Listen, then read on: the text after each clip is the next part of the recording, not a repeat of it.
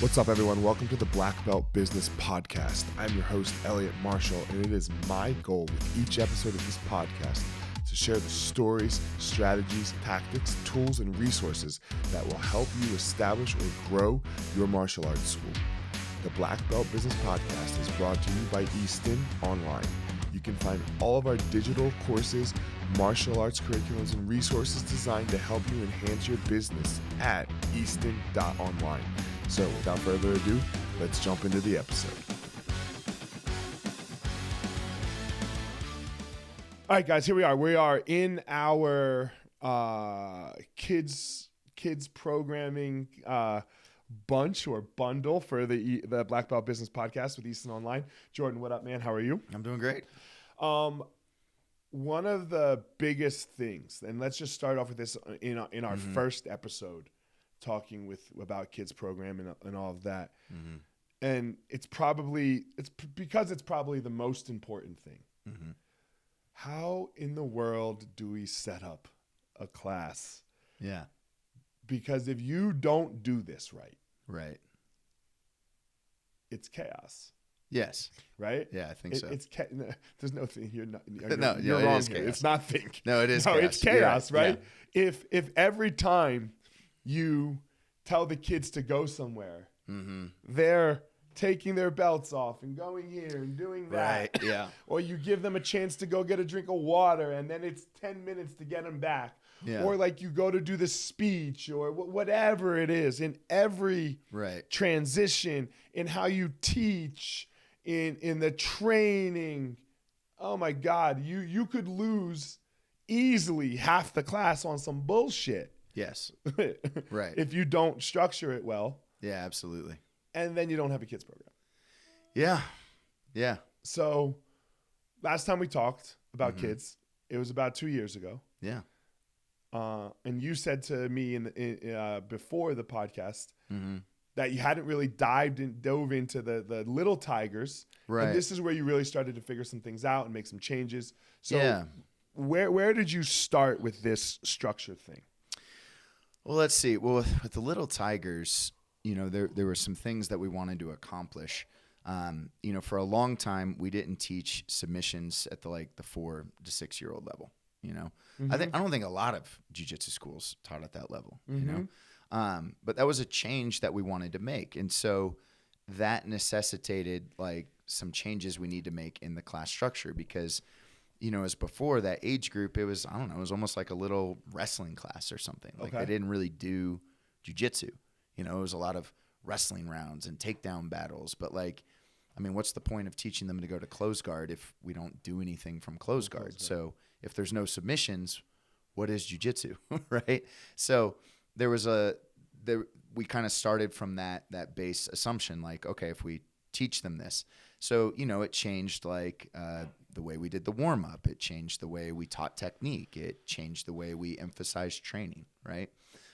So what it turned into I spent a year workshopping this, and, we tried different lengths of, how long do we teach a technique? Do we do it for 2 weeks? Do we do it for 3 weeks? And I think last time we talked about teaching it for 3 weeks, but we actually went back to 2. Okay. And the reason is because our curriculum is about 10 months long, and kids, if they start when they're 4, will spend about 3 years in our Little Tigers program. So they're going to go through that full curriculum cycle about 3 times for that duration. If it was 3 weeks long, it would just take too long to get through the curriculum, and they wouldn't be able to complete as many cycles. And I think that's really important because when they're 4 and they're doing all these submissions and techniques, man, it's going to look like a 4-year-old doing it. It's not going to look like a world champion. There are some precocious 4-year-olds out there, but they're on the edges of the bell curve, but your general population, we're playing the long game here.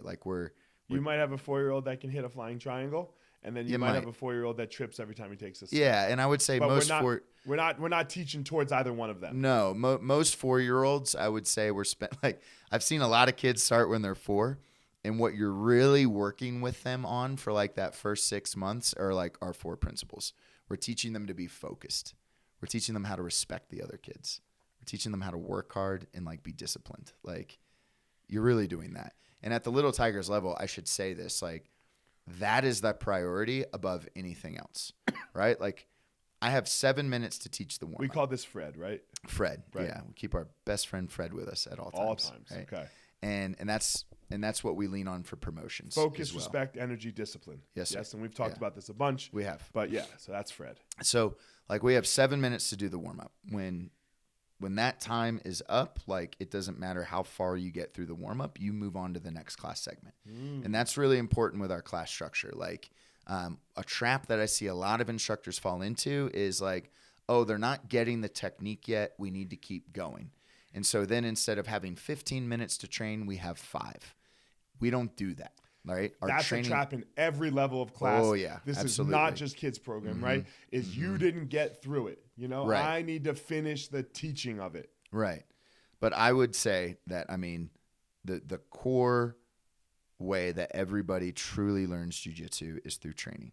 Yes. The struggle primes the brain to learn, and that is what we all fall in love with. Yes. Like nobody says I fell in love with jiu-jitsu drilling fundamentals for 10 years. No. Right? It is the training. That is the jam, right? And that's what we want to get the kids to fall in love with. So I don't care how shitty the technique looks. When it is time to train, you train, right? And that applies to every single class segment. You don't try and cram it in. Like we have when 14... I go 2 minutes over teaching advanced class, I apologize. Yeah. I apologize. I'm like, man, you know, like my bad here, you know? Right. Like, but, you know, there in advanced classes, there are times where you have to complete it, you know? Oh, sure. But I don't go 5 minutes over. Yeah. You know? But yeah, this is such a thing. Well, 2 minutes for adults is something, but 2 minutes for a kid. But 2 minutes for a kid, that's a whole round. Especially a 4-year-old. Oh yeah, exactly. That's half their age. So I mean, to bring this back full circle a little bit. So like, if during the warm up, the kids are just not focused that day, and like the collective energy of the group is a real thing. Like if it's snowing outside, all the kids are going to come in kind of squirrely, right? Yeah, if they didn't have school that day, you know, or if it's the first day of school or the seasonal change, like it's a real thing. Like, so you have to be conscious of that. I may only get halfway through the warm up. We may be working on side bridges for 7 minutes if it takes me that long to get the kids in gear. And there's a bunch of different tactics we do that. But, you know, after 7 minutes, we move on. And, you know, we teach them bridges, side bridges, hip outs. We go through our frame escape drill, and we do back break fall and up and base. And then that's it. We move on. And no matter where you are in that warm-up, at the 7-minute mark, you're stopping. You stop. You move on. Okay. Yeah. And that's for every level of the program, Kids like class. all kids classes. All kids classes. Okay. So then we start teaching them technique. And at the Little Tigers level, we use spots to keep them in place. Like we talked about this last time. They don't know who is the senior student, who's the junior student, who's the high belt, who's the low belt. Like at the Little Tigers. So yeah, Little Tigers. Yeah, Tigers can understand it, but Right. Little Tigers, they're just like whatever. Who's who? Who's Right. the higher belt? You know. So we have a blue spot and an orange spot. We call them the blue tiger and the orange tiger, and that's how we give directions. We say, blue tiger, do this. Orange tiger, do this. And we walk them through every single rep, every single technique. And again, like at most, we might try to get through like 2 techniques. You know, we have a curriculum that is designed to be like more than what you would ever need, you know? And, you know, it's something that I think we do need to refine here in the future, because I just see too many instructors falling into this trap of like, I've got to get through every single technique in the curriculum. Like, it doesn't really matter. I explain this till I'm blue in the face, that it's like a target to aim at. It's something to aim at, not to hit, right? If you hit it, great. If you hit it, great. But I would say it's really rare. I would say the only time you're going to string 3 techniques together and teach them one giant long flow is like if you've got nothing but like gray white belts above in the room. They're all 5 years old. They've all been coming for at least 6 months. They've got it down. Then they can handle it, right?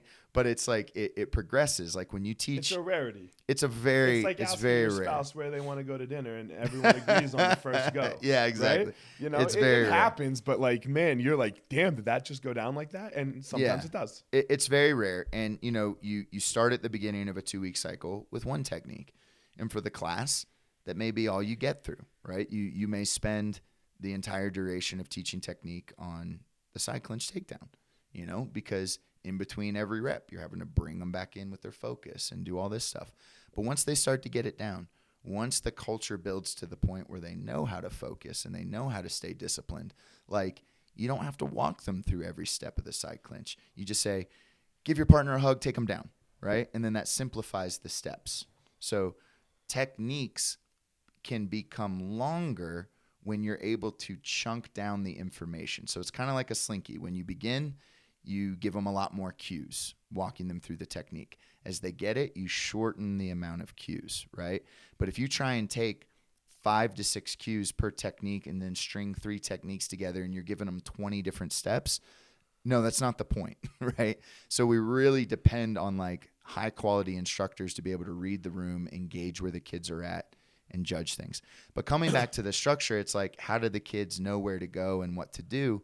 Well, in another episode, we'll talk about how we develop our coaches and bench strength and stuff like this. But everybody on the mat needs to understand what the class structure is so they can direct traffic, right?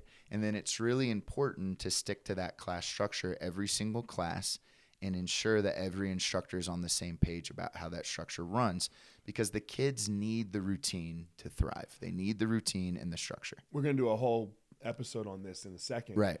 But there's no kids class assistant instructor who's just like walking on the mat not knowing what's going to happen in the class today, Never.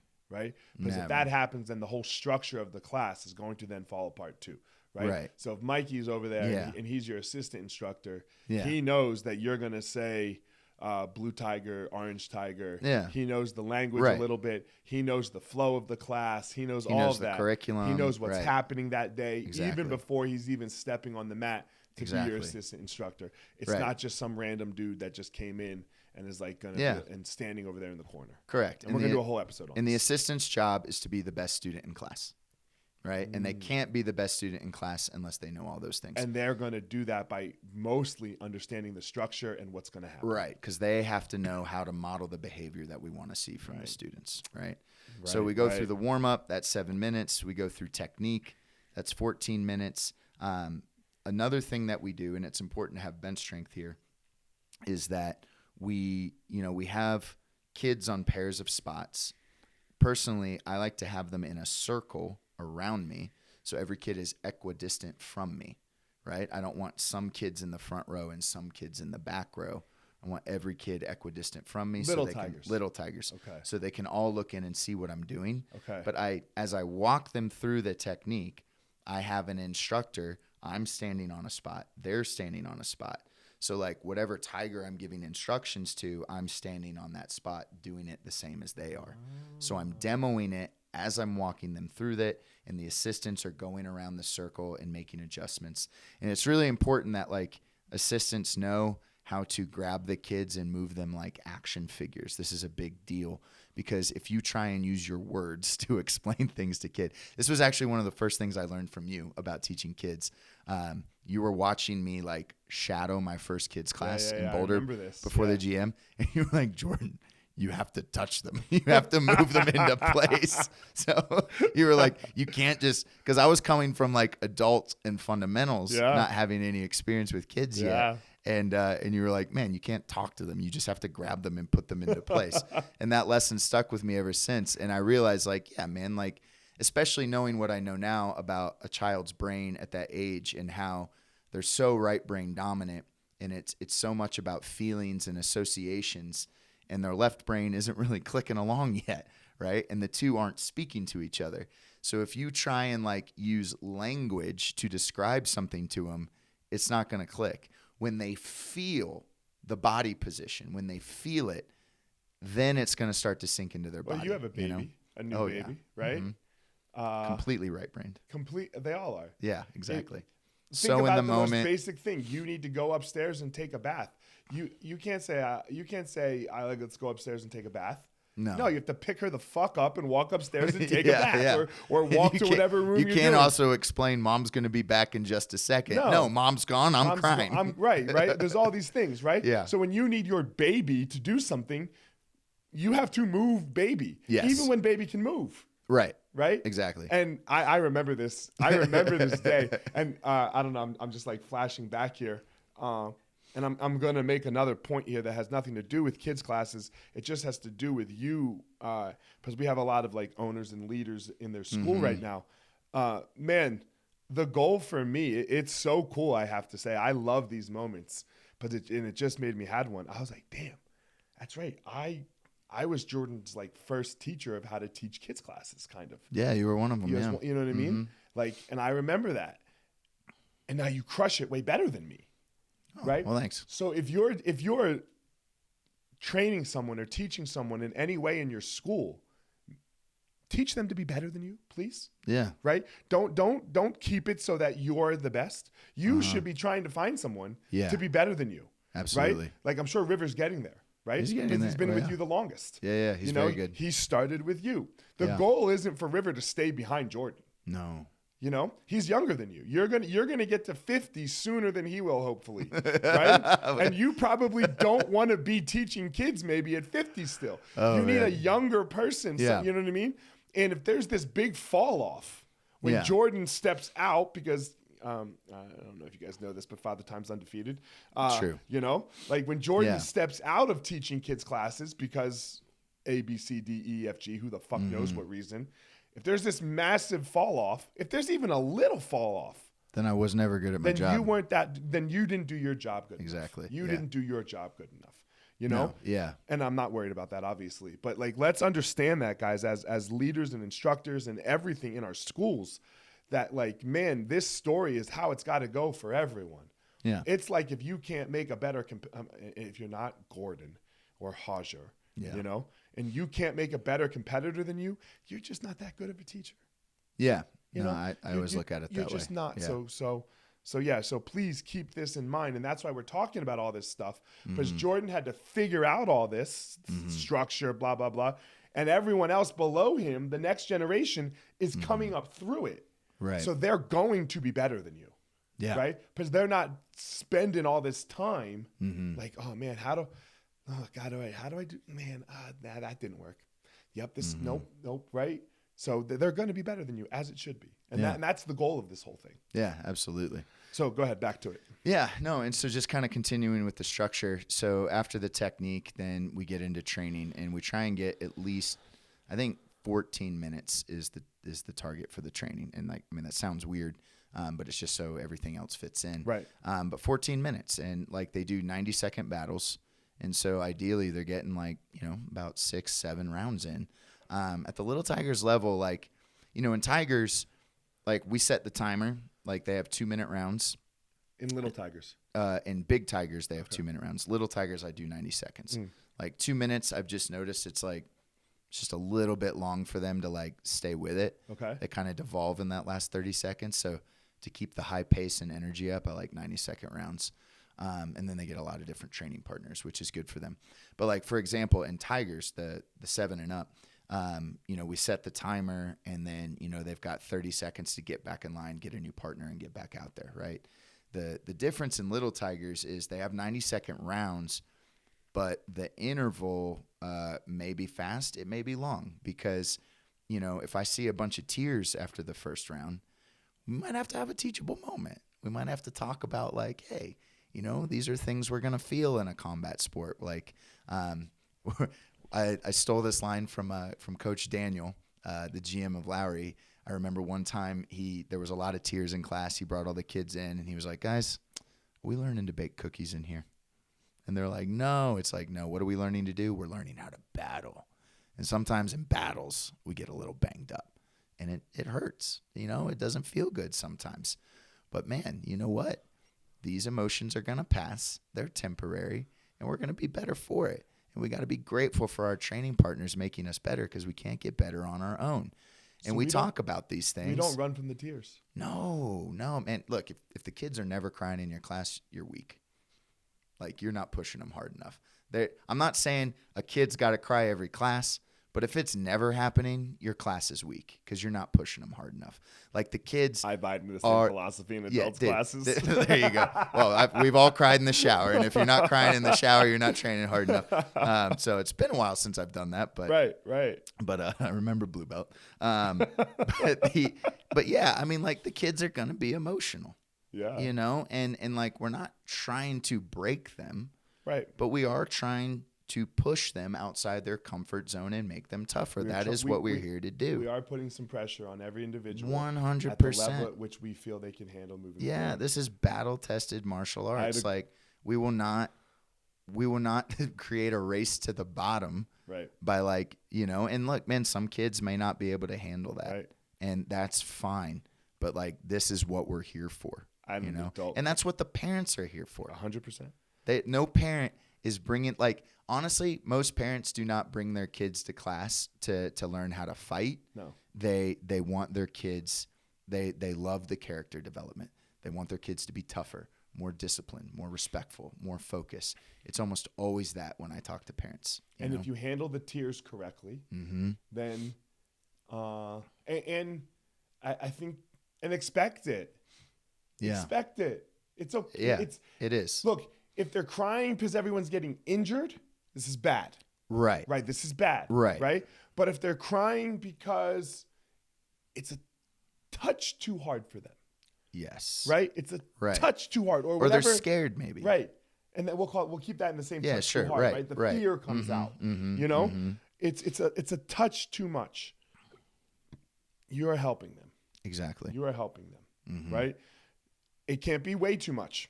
Right. Right. Like and everyone gets, and this is where you have to have like some emotional control as a human teaching. Right. Like, you know, I tell this story about when Greg Jackson took us to the side of a mountain, you know, 14,000 feet up. And, you know, you're carrying your partner and off the edge was a cliff. And like, you could very easily slip and die, you know, and his whole thing was, you have to get good with your own death if you want to fight in a cage. Yeah. Right. We're not doing anything like that to a child. No. You're not doing anything like that to an adult competitor for their first competition. Right. This is we're talking about me, Rashad Evans, Keith Jardine, Nate Marquardt, GSP. We're talking about, I shouldn't be in that conversation with those guys, but you know, like they're way better than me. But we're talking about guys fighting in the fucking UFC, striving for #1 in the world.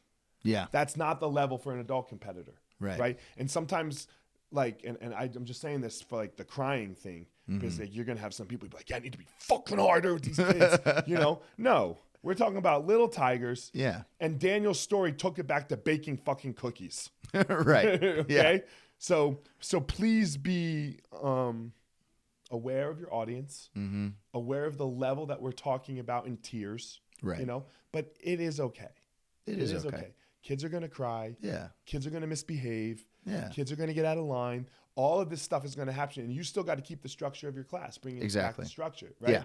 Yeah. You have to know this is going to happen and have a way in your structure and your training of your staff to bring it back in and figure out what to do. Absolutely. Yeah. And so the interval between the rounds in the training segment, it may stretch, it may compress, just depend on like what you need to do. And we always spend a little time before training, like pre-framing tapping, reminding them how to tap, making sure your partner can feel it, making sure they can hear it, how to use your words to tap, when we tap, because sometimes kids will like know that, oh, if I tap, I can get out of mount. And so like when I see that, I'm like, oh, hey, good job tapping, but let's only tap when there's a submission, not when we're uncomfortable. You know, we have to learn to be.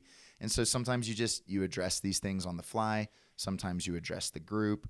So the training segment, like it can be less training or more training depending on what you need to do culturally with the group. But it always lasts 14 minutes, you know? I want to talk about a controversial topic that you brought up earlier especially in little tigers. Okay. Submissions, teaching little kids submissions.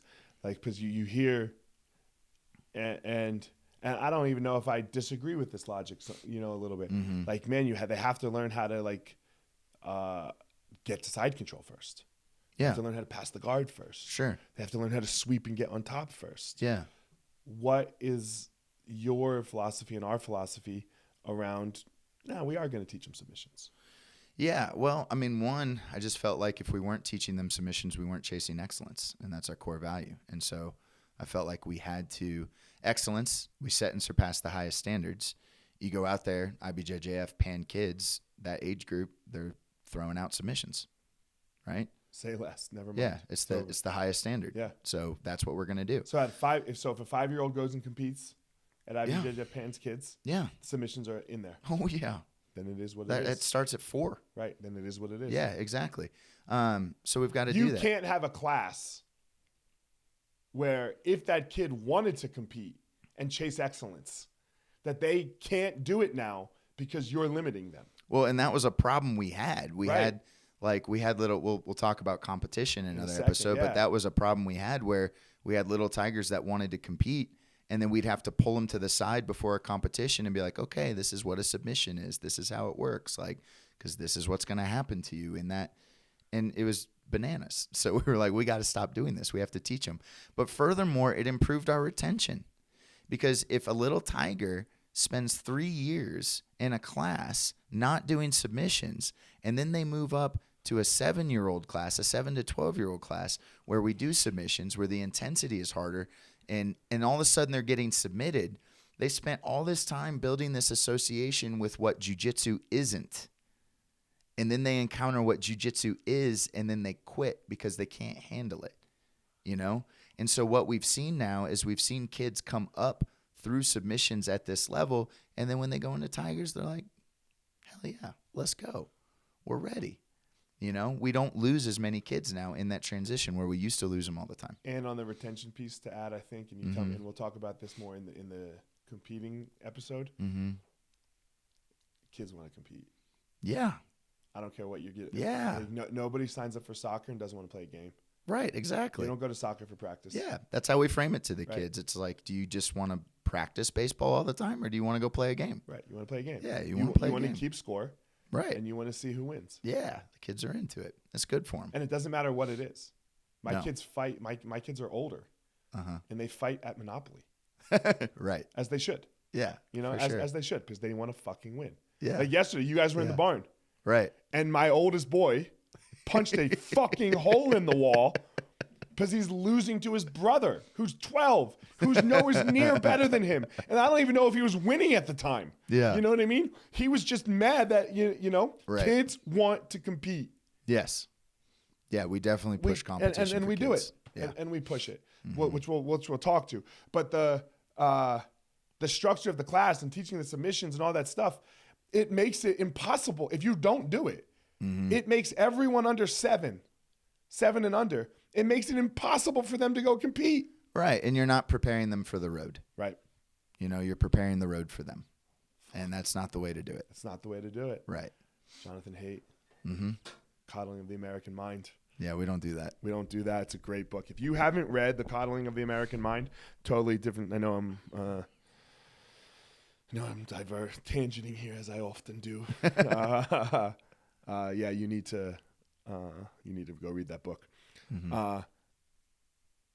Last thing I want to touch on here. Yeah. Parenting Yeah. has helped you with all of this.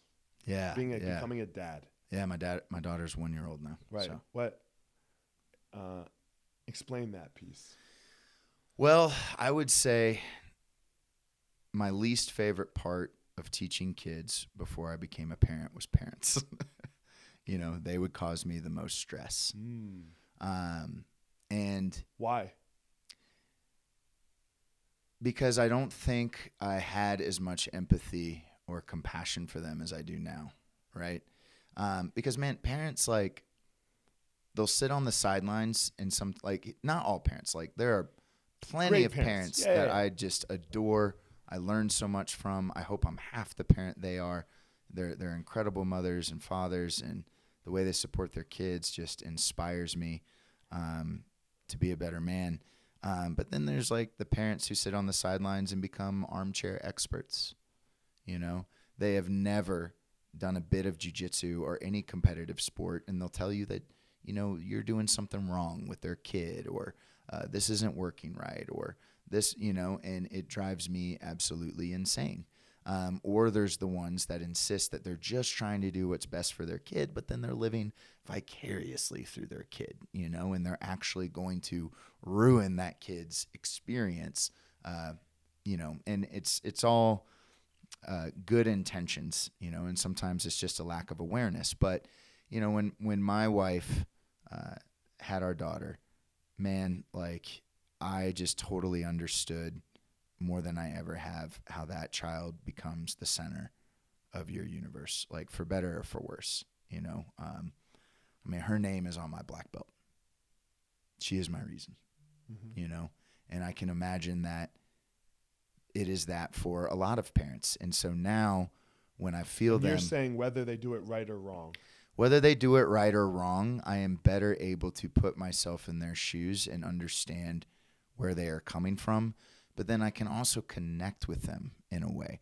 Like the thing that parents always used to do to me that I freaking hated and still hate it, which it'll change as my daughter gets older, is they always want to like trump what you're saying. And they'll say, but well, as a parent, from my parent perspective, right? And I'm just like, you being a parent is not a trump card for how I'm coaching, you know? But a lot of parents do that as a way to like trump you because they know you're not a parent. And so then they will say it and like all of our coaches deal with it. Like when we do role playing workshops, like people say, well, how do I deal when a parent says this? And I'm like, let's be clear. They're trying to trump you because like this is the ammunition they have to be right. Know that's what it is and just come back to your point, you know?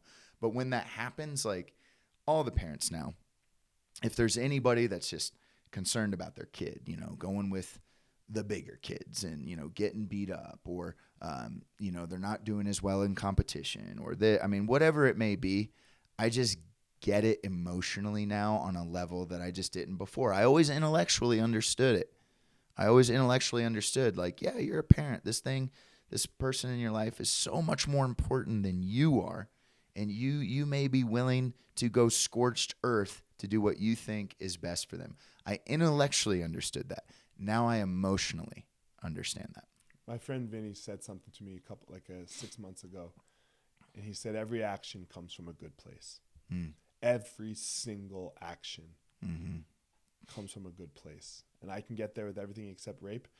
But he was like, even murder. He was like, most murder, the initial, it's to protect the self. It's to, I need food. It's the, I need, you know what I mean? And now, like, the very next thing might be god awful. Yeah. You know what I mean? And you're kind of saying this with parents. Everything they're doing, for the most part, they're trying to do the right thing. They're trying, right. Whether it is or is not, we're not talking about what the result is. Right. We're not talking about the action they're doing, and we're not talking about any of that. But the thing is, what this is truly what they think for their child. Right. And it is their child, and we have to understand that, you know? Right. So when you're laying out all these things, structure and training and talks, and the parents come, I think what you just said there at the end really sums it up well. You can know it's true as a fact, but until you feel it, right? Like, I never understood rage until I had a baby, and somebody cut me off, and I almost crashed with the baby in the back of the car. Oh, I feel you, buddy. Right? I never understood. I know what that was like. Yeah. Until it happened once. Yeah. And then like you're pulled over on the side of the road. Maybe you're crying because like, holy fuck, your kid. Like, so it's one thing to know it. It's another thing to feel it. Absolutely. So when you're talking about kids and you're talking about all this stuff, kids classes, I don't care. And you have to deal with a parent. Start there. Yeah. Start there. So absolutely. I think it's a great place to end this podcast, this episode. Me too. Great episode. Again, at Fire Marshall 205, you can hit up at Mikey Mike Phipps, at Easton.Online. These are all the places that you can hit us up for information if you're looking for it. Also, all of this structure, little kids structure, and I know we only went through little tigers but it's all there. Episode. It's all on Easton.Online. So you don't got to make this up. You don't got to rewrite the wheel. Man, a great thing to do, and we hear this all the time, people want to put their own spin on it. Well, just start with a spin. Yeah. Start with a spin. We started with a spin. Absolutely. Right? We started with someone else's spin on how to teach classes. I remember doing it. I remember watching the fucking videos on the internet of how karate was doing it and this person was doing it and putting together a structure because it was my job at the time. You know? Yeah. I was a fucking blue belt. you know? And now it's not that. Right. Now it is not that. So start with a spin. And if you don't have a spin, just take ours. Right. Okay? Just take ours and then make your own spin on however you want to do it. So that's it, guys. Appreciate you listening to the episode. We'll be back